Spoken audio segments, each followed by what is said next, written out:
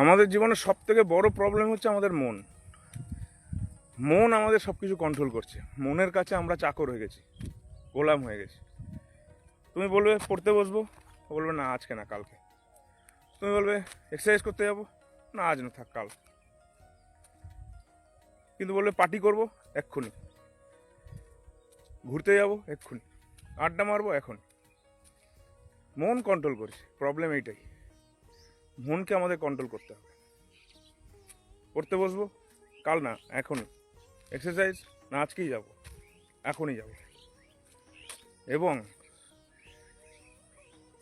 জীবনে কোনো সময় এরকম কাউকে দেখা গেছে যে জিম করেনি, এক্সারসাইজ করেনি, কিন্তু তার মাসেলস ব্যাপক লাগছে টি শার্ট পরলেই? বাজারে এমন কোনো টি শার্ট আছে নাকি যে পরলেই দারুণ রিফ্লেক্ট করবে তার মাসেলস?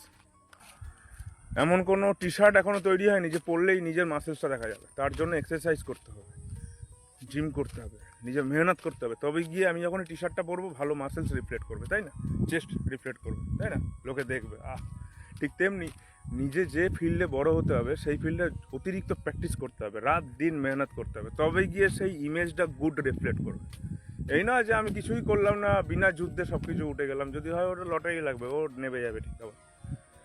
কারণ জীবনে মোটিভেশনের গ্রাফ এরম হয়, আস্তে আস্তে নাবে। আর ডিসিপ্লিন যেতে